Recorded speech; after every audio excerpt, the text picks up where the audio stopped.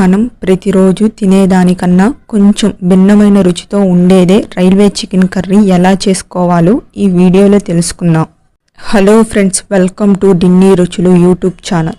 Railway chicken రోటీ, chapati, white rice ఏంట్లోకి తిన్న రుచి బాగుంటుంది. చికెన్ని శుభ్రంగా కడుక్కొని స్టవ్ మీద ప్యాన్ పెట్టుకొని నీళ్లు పోసుకొని మూత పెట్టుకొని నీళ్లు బాగా మరుగుతున్నప్పుడు రుచికి సరిపడినంత కల్లుప్పు, అర స్పూన్ పసుపు, చికెన్ వేసుకొని కొంచెం అల్లం వెల్లుల్లి పేస్ట్ వేసుకొని గెంటితో బాగా కలుపుకోవాలి. మూత పెట్టుకొని మీడియం ఫ్లేమ్ మీద చికెన్ని ఉడికించాలి.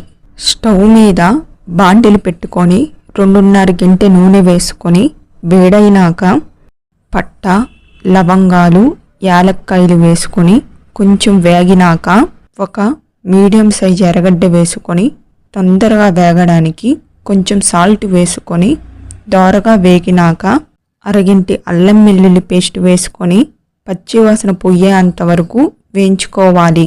2 మీడియం సైజు టమోటాలను వేసుకొని మూత పెట్టుకొని మెత్తగా అయ్యేంత వరకు మగ్గనివ్వాలి. కొంచెం పసుపు వేసుకొని బాగా కలుపుకోవాలి.